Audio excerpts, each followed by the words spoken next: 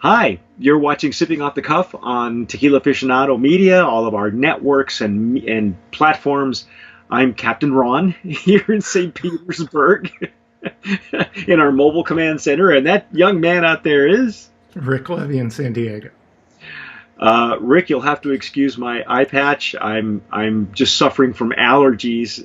It's springtime here in St. Petersburg, and the trees. We're kind of like parked up against the jungle and everything is blooming, and I have gotten this ugly, nasty rash. So rather than have that deter us from doing our tastings, I'm gonna do this like a buccaneer because I'm here in Tampa. Um, Well, at least it's not a full luchador mask. no, that's true. Well, you know, I was thinking that if it got any worse, I might have to wear the corset.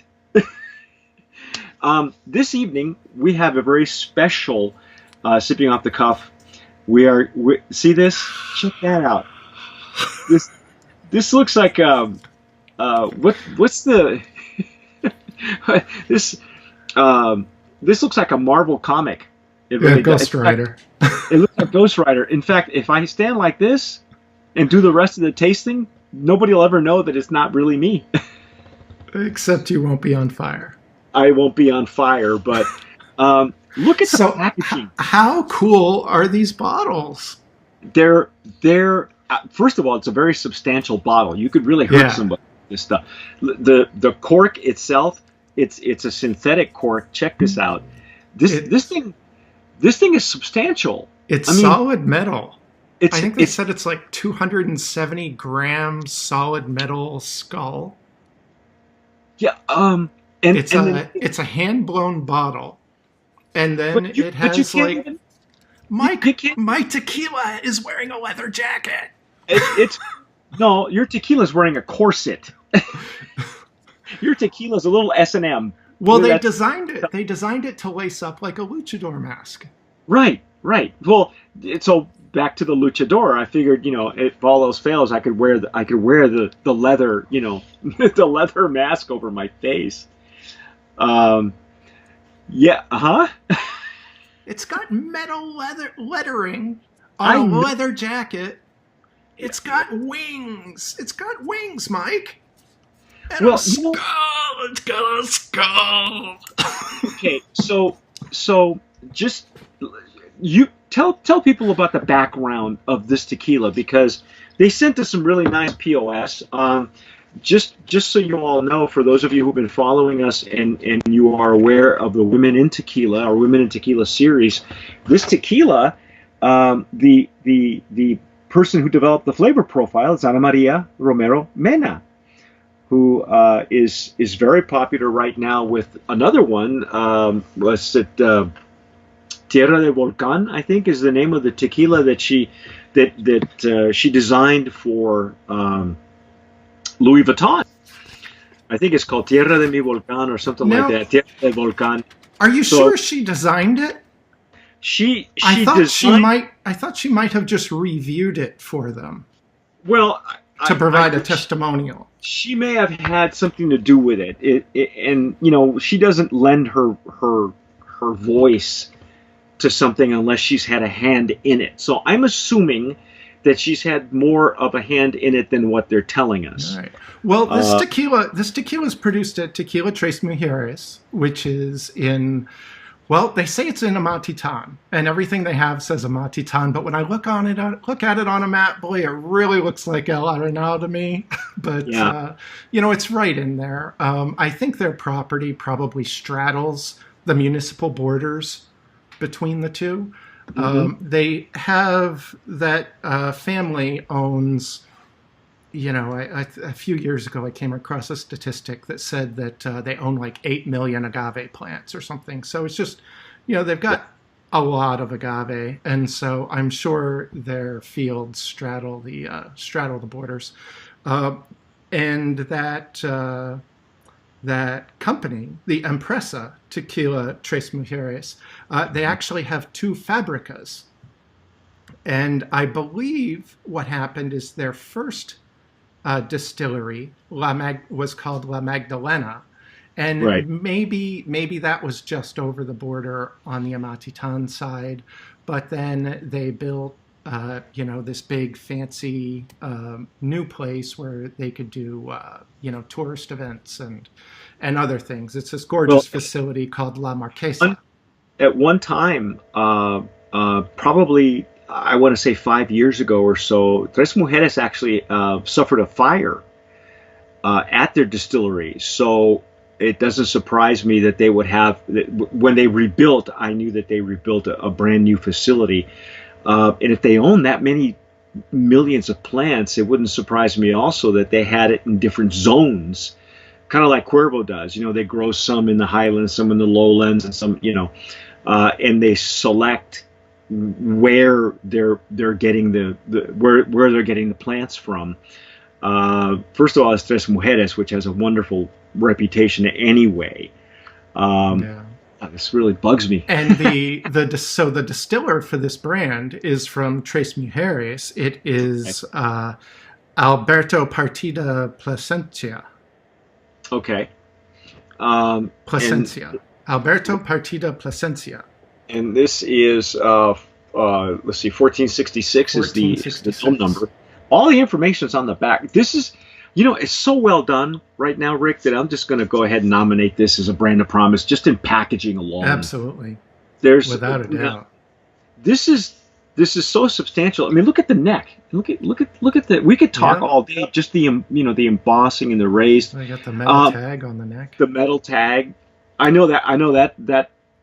That's from one of the coolest labels I've ever seen. Absolutely. Does it tell you? Do they say how they got the name? El Padre, was it Padre Azul? The Azul comes from the Weber Blue Agave. Right. The Padre, they said something about it in the marketing materials. I don't know if it necessarily syncs up. So this brand was put together by a bunch of guys, a group of friends in Europe. And they got together to create the brand. And I think they just, have like a casual love of all things Mexican and Mexican culture. And so I think for the most part, they just threw together a bunch of things that they thought would be pretty badass.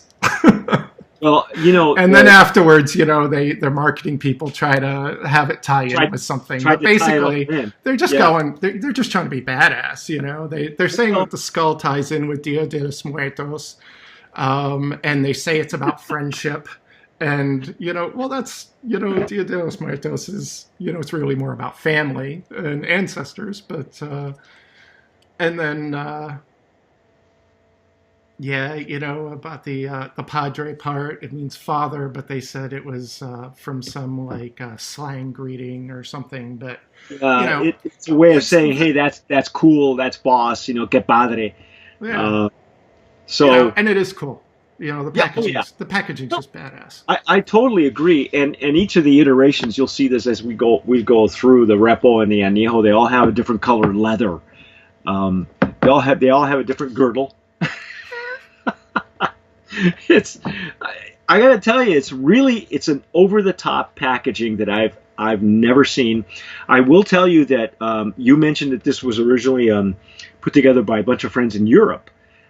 Did you say Austria? Yeah, so the company that owns the brand is based in Austria. Okay. And they got a German sports personality as their brand ambassador. And so, they're really kind of going for, I guess like that Northern Europe kind of market. Well, we have discovered somebody who follows us and we follow them on Instagram, and she calls herself Madre Azul.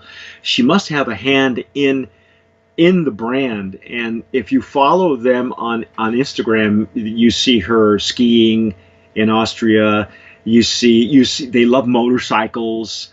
They're kind of they're very I think they're trying to attract the luxury, kind of a luxury lifestyle. Geez, I wish I could go to Austria or Liechtenstein. or because it's all very uh,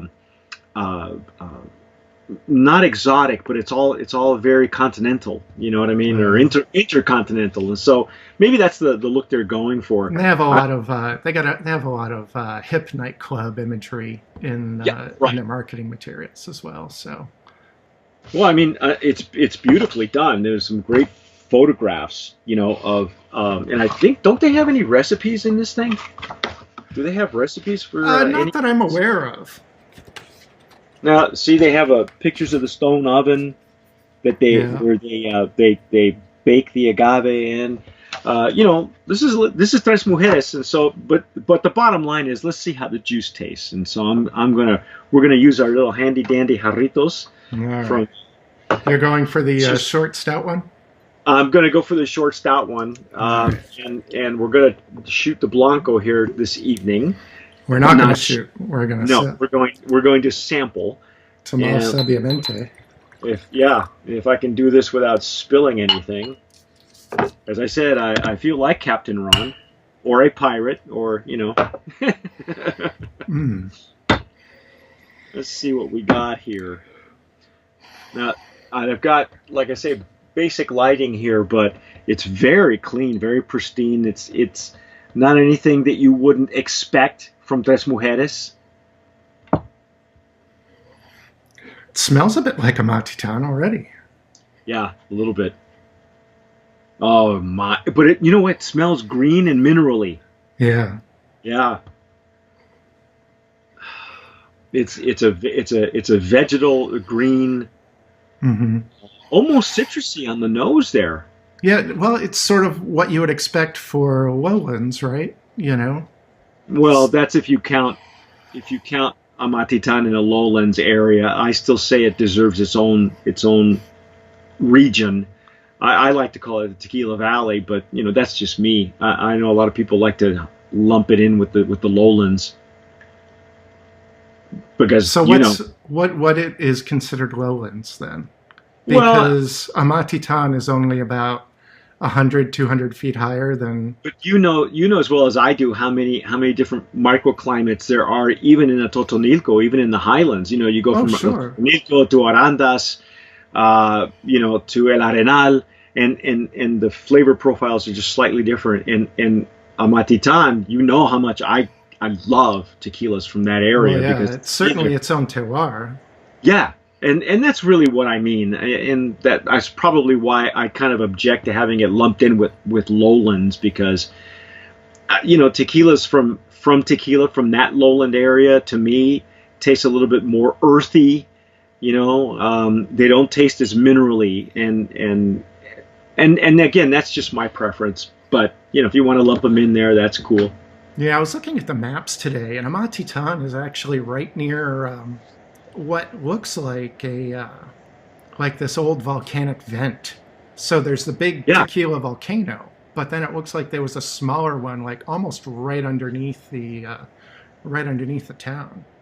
Well, every tequila I've ever had from a Matitan, whether it's Regional or Azuña that we had last year, and some of the other ones that are, even Herradura, in its heyday, was very. I mean, they did stuff to Herradura just to soften it out. They were the first ones to make a Blanco Suave. It's very mineral rich land. It's in terms, even in terms of ores. Like, I think they have a lot of iron, and they pull a lot of stuff out. But I love the green and the. It's really beautiful. Yeah, it is. It's really good, really, really pretty. But let's see what it tastes like. Let's see what they did with it.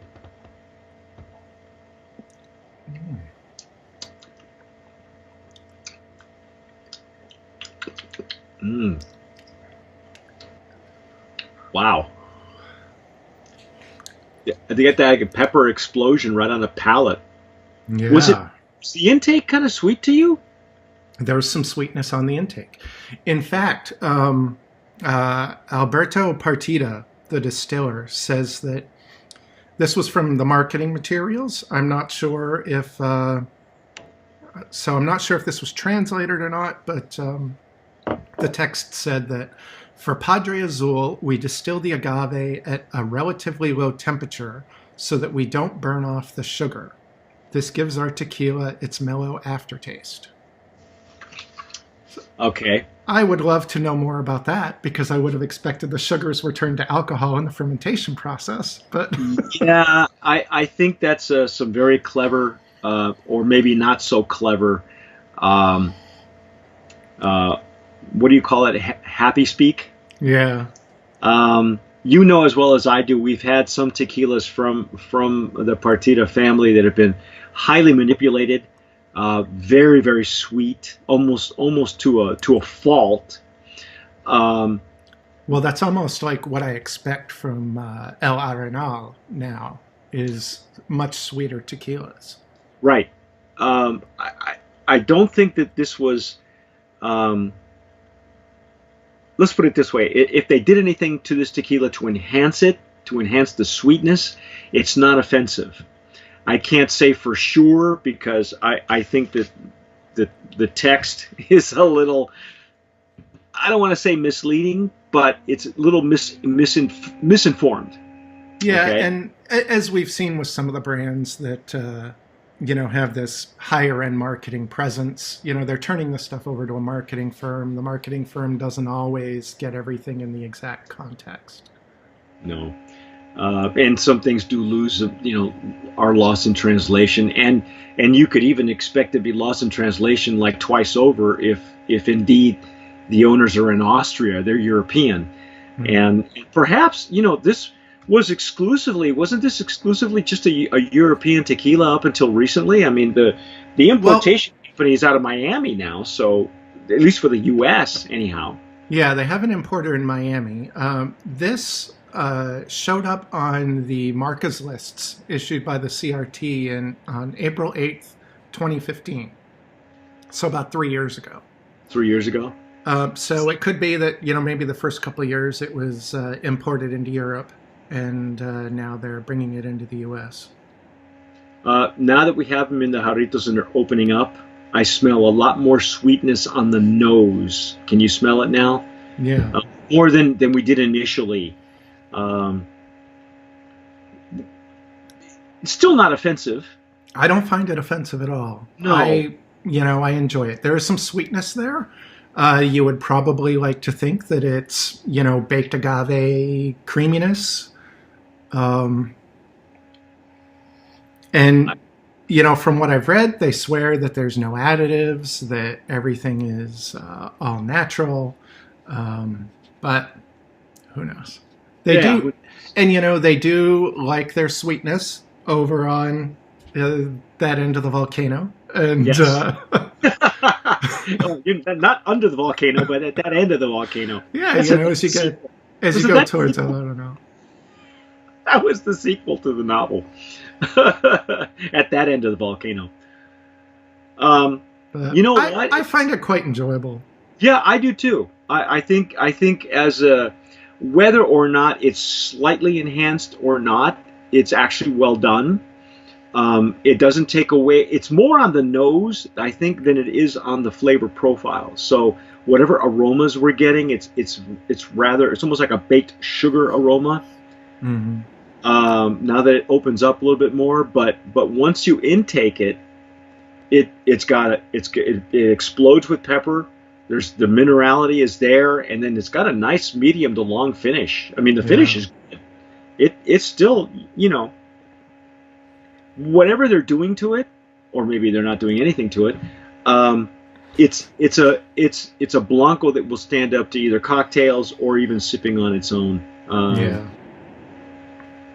But this is not something that needs to open up. I'm not detecting any defects. You can note a little bit of sweetness on the nose, and you have some sweetness on the palate. It's in no way, cloying or syrupy. No, and see, that's the thing. If indeed it isn't enhanced or whatever they're doing to make it sweeter on the nose, if it's not cloying, then it's not detracting from the actual baked agave that is there. It's there. You can smell it. You can taste it. I think, you know what? I think it's a worthy Brand of Promise nominee. What do you think? Sure. Yeah, see, my nominee pet. Has to go along with my Captain Ron look. Um, it's okay. I like it. It's a. I think for the market that it started in, and for, and for what they're planning on doing with it, it is obviously a luxury lifestyle. What do they call it? A lifestyle tequila. Lifestyle brand. Lifestyle brand. Was that by Miranda? Do we know what the price points are on something like this? Well, Mike, I'm glad you asked. So I think the MSRP on this is $90. However, I found it on. Wait a minute. The Blanco is a $90 Blanco. Blanco. Yikes. So at least I know we're not going to nominate it for the value category. This is not going to be in the value category. However, I found cheaper prices elsewhere. Okay. So I found it as low as $63 at High Time. So, but even at $63, that's pretty pricey. It's got a great profile, but $63, it's making Roca Patron look like a value. And at least Roca Patron, I don't know if you've had it, but we've had it. When normally we're based in San Antonio, so when they rolled out Roca Patron in Austin, we were there, and I like it. It's good. It's good. Yeah, it's good for what it is, and they're all three are different ABVs. This is an 80 proof, so it's a 40 ABV. Wow, man! Even at 60, even knocking it down to $30 is because you're paying for the packaging.